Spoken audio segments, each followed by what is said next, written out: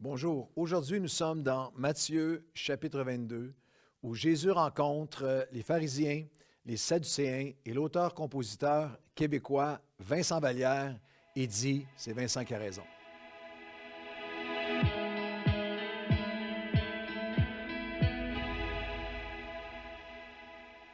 Bonjour à tous et bienvenue à votre café matinal. Est-ce que vous connaissez, pour nos amis internationaux, peut-être que vous ne le connaissez pas, mais auteur, compositeur québécois, écrit des chansons magnifiques, Vincent Vallière, et j'écoutais une de ses chansons récemment et le titre m'a percuté lorsque je suis arrivé à Matthieu chapitre 22.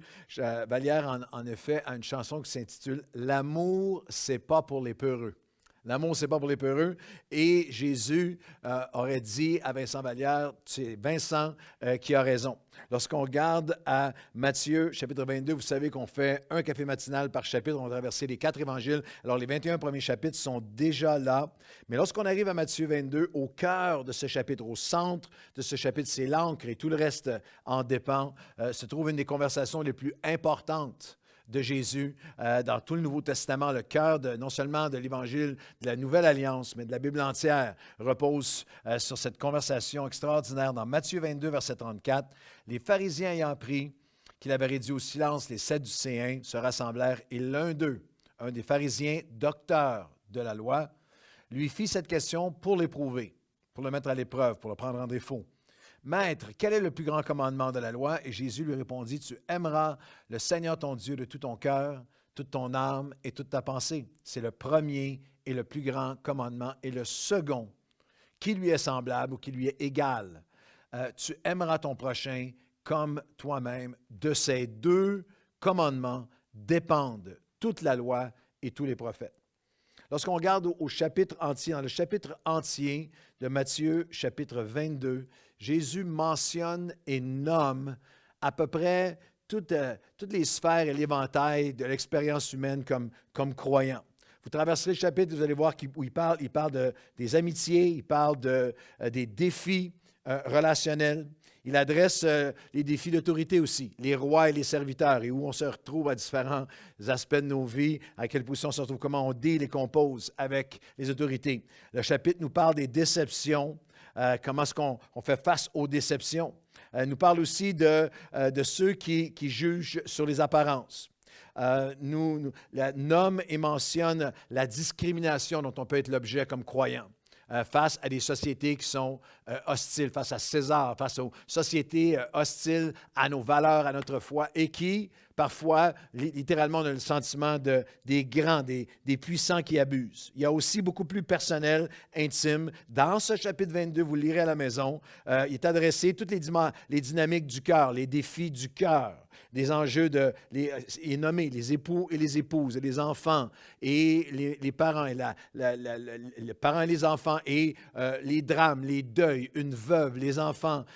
Tout ça est dans le chapitre. Et juste avant notre texte, l'appel à l'amour qu'on vient de lire, il y a aussi les dangers de devenir endurcis comme chrétiens et de réduire notre foi à du légalisme, sans révélation ou connaissance de Dieu. Jésus dira en effet aux pharisiens, au verset 29 de Matthieu 22, « Vous êtes dans l'erreur parce que vous ne comprenez ni les Écritures, ni la puissance de Dieu. » Au verset 35, c'est un docteur de la loi, mais il était là seulement pour prendre en défaut, pour éprouver. Il y a une connaissance, mais il n'y a plus de communion. Il y a beaucoup d'arrogance doctrinale, mais il n'y a plus l'amour. Il n'y a pas l'amour. Alors, il y a 2 ou 3 étapes dans ce chapitre important. L'amour, ce n'est pas pour les peureux. Vincent a raison. Et on a le commandement et le choix de l'amour. Tu aimeras le Seigneur ton Dieu de tout ton cœur, toute ton âme, tout ton esprit, toutes tes pensées et ton prochain comme toi-même.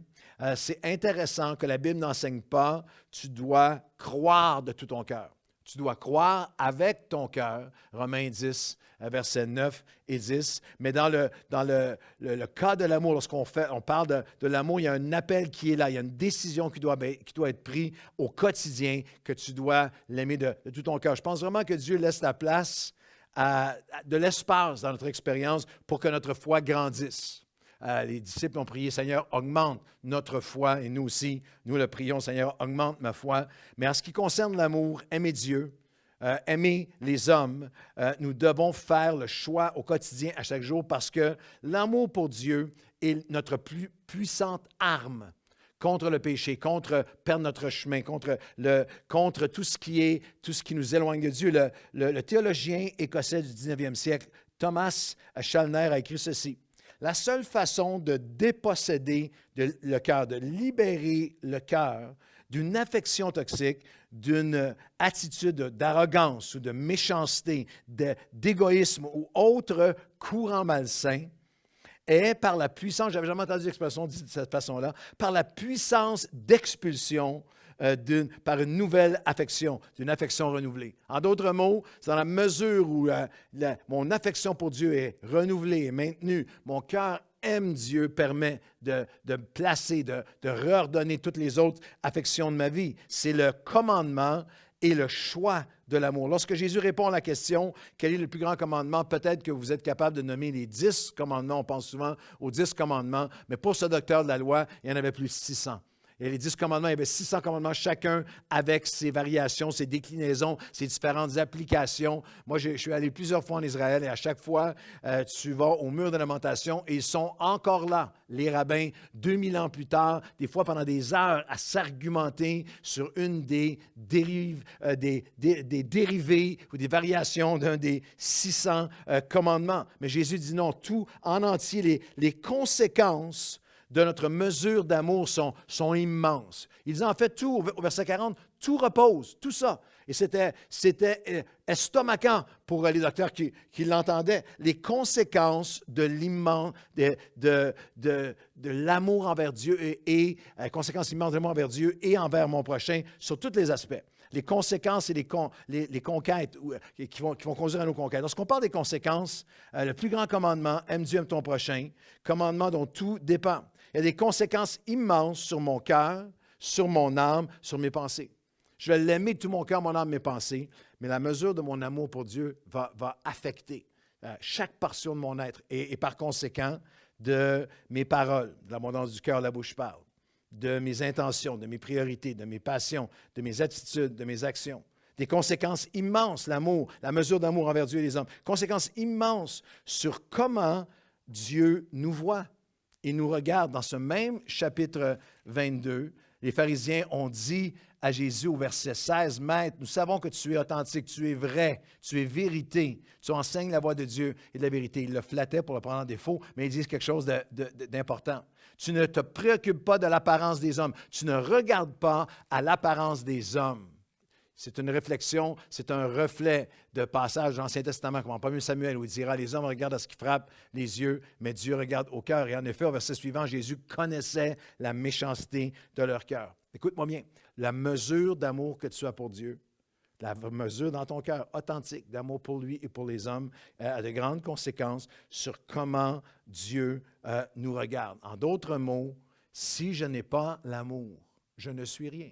1 Corinthiens 13, c'est bon de laisser juste les paroles de Paul revenir à nos cœurs. Lui qui était aussi docteur de la loi, lui qui était aussi un pharisien parmi les pharisiens avant de connaître le Seigneur. Quand je parlerai les langues des hommes et des anges, si je n'ai pas l'amour, je suis un airain qui résonne, une cymbale qui retentit. Même si j'ai le don de prophétie, de science, de tous les mystères, toutes les connaissances.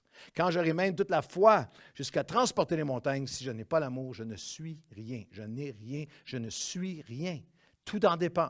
Et quand je distribuerai tous mes biens, toute la nourriture pour les pauvres, je livrerai même mon corps pour être brûlé si je n'ai pas l'amour.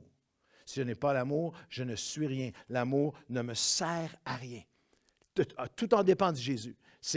L'amour, ce n'est pas pour les peureux. L'amour, en fait, a des conséquences immenses sur mon cœur, mon âme, mes pensées. Conséquences immenses sur comment Dieu nous voit et nous regarde. Conséquences immenses de division et de capacité de nous réduire au débat les plus stériles. Je vous défie de lire les versets qui précèdent dans Matthieu 22. C'est une série de débats un après l'autre. Il y en a un qui est très pertinent pour nous, des versets 18 à 22, c'est jusque dans quelle mesure est-ce qu'on va se soumettre à César. Dans quelle mesure est-ce qu'on va écouter les mesures de distanciation, le vaccin, la loi, les lois sanitaires, etc. Et il y a un verset fabuleux, étonné de ce qu'ils entendaient, parce que Jésus a dit, vous allez redonner à César ce qui appartient à César. Ils le quittèrent et s'en allèrent.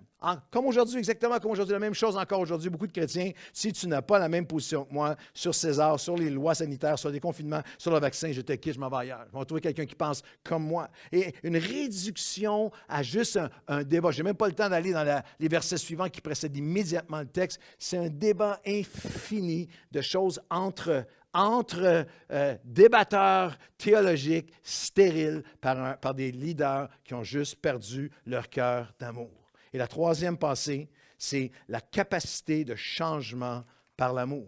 Le commandement est le choix de l'amour, les conséquences positives et négatives immenses de l'amour et les changements, la capacité de changement et des conquêtes par l'amour. Aime Dieu de tout ton cœur et ton prochain. C'est dans cette dynamique-là seulement que tu vas pouvoir accomplir. Les commandements, tout repose là-dessus. Les commandements et aussi les promesses de Dieu. Le chapitre entier est une succession d'exemples de croyants pieux, religieux, érudits bibliquement, qui sont des experts théologiens qui ne changent jamais. Ils ne changent pas. Une des phrases clés de la discussion est dans le chapitre 22, verset 24. Ils disent, « Maître, Moïse a dit que, 13 siècles auparavant, Moïse a dit que, et sans amour, malgré toute la connaissance biblique, malgré tous les rituels religieux, ils ne changeaient pas. » Tout le monde voudrait changer mes circonstances, ma vie, mon couple, mon futur, mon présent. Tout le monde veut changer, mais comprenez bien que le changement commence avec l'amour. Jésus dit d'essayer de vivre la vie chrétienne sans amour pour Dieu, c'est de la conformité religieuse et non des changements réels. Le christianisme est dur, il est difficile, il est ardu, il devient pénible, il devient amer pour ceux qui n'aiment pas Dieu passionnément, mais aiment les choses reliées, aiment leurs dons, leur appel, leur position, aiment toutes sortes de choses reliées au périphérique, mais ont perdu le cœur d'amour, juste d'amour sincère pour Dieu. Le changement commence avec l'amour. Alors la question ultime, c'est qu'est-ce que j'aime le plus dans ma vie? Parce que si celui ou ce que j'aime, celui ou celle que j'aime, pour qui j'aime, je vais me donner, je vais sacrifier, je vais être patient, je vais servir, je vais pardonner, je vais continuer, je vais m'offrir parce que j'aime. Alors la dernière pensée, les changements et les conquêtes de l'amour. Est-ce que je suis prêt à répondre à la question, qu'est-ce que j'aime le plus? Et est-ce que je suis prêt à revenir et à rechercher son amour? Et en terminant, en une minute, simplement laisser les paroles. Je ne peux pas les expliquer ou les développer, mais juste laisser l'Esprit de Dieu ramener à votre cœur. C'est voici l'amour à laquelle il nous appelle. Est-ce que je suis prêt à y revenir, à le rechercher avant tout le reste? Parce que tout le reste en dépend. L'amour, ce n'est pas pour les peureux. La charité est patiente. 1 Corinthiens 13,4. Voici l'amour à laquelle Dieu nous appelle, qui est une poursuite de vie. Par l'Esprit de Dieu, l'amour de Dieu répandu en nous par le Saint-Esprit. L'amour est patient, plein de bonté, n'est pas envieux, ne se vante pas, ne s'enfle pas d'orgueil, ne fait rien de malhonnête, ne cherche pas son intérêt, ne s'irrite pas, ne soupçonne pas le mal, ne se réjouit pas de l'injustice, se réjouit de la vérité. L'amour, et ça me met sur mes genoux à chaque fois, excuse tout, croit tout, espère tout, supporte tout. Quand j'étais un enfant, je parlais comme un enfant, je pensais comme un enfant, je raisonnais comme un enfant, mais lorsque je suis devenu homme, lorsque j'ai maturé, j'ai grandi, j'ai changé, j'ai fait disparaître ce qui était de l'enfance. Alors, c'est la question ultime alors qu'on termine aujourd'hui. Est-ce que je suis prêt à revenir, à rechercher son amour? Parce que tout en dépend. Qu'est-ce que j'aime le plus? Et moi, Seigneur, aujourd'hui, je te dis, je dis au nom de tous ceux qui se joignent à moi, aujourd'hui, où que vous soyez, où qu'ils soient, au Québec, partout dans la francophonie, quel que soit le nombre d'années que nous avons marché avec toi, tout ce qu'on sait, tout ce qu'on connaît, tout ce que nous avons appris, tout ce que nous avons vécu, on s'arrête un instant et on dit, Seigneur, viens renouveler mon amour pour toi. Mon amour pour toi, mon amour, Seigneur, pour ta présence, pour ton royaume, mon amour pour toi, juste pour qui tu es, Seigneur. Et par ce fait même, alors que je suis renouvelé dans l'amour pour toi, l'amour de Dieu devient répandu dans mon cœur par le Saint-Esprit et me rendra capable, comme tu nous aimes, d'aimer mon prochain, d'aimer les gens autour de moi. Baptise-nous à nouveau, remplis-nous à nouveau de ton amour. Seigneur, l'amour, ce n'est pas pour les peureux, ce n'est pas pour les faibles, c'est pour ceux qui veulent te ressembler, pour ceux qui veulent t'incarner, pour ceux qui veulent, Seigneur, devenir transformés à ton image, comme toi et avec toi, dans le nom de Jésus. Amen et Amen. L'amour, ce n'est pas pour les peureux.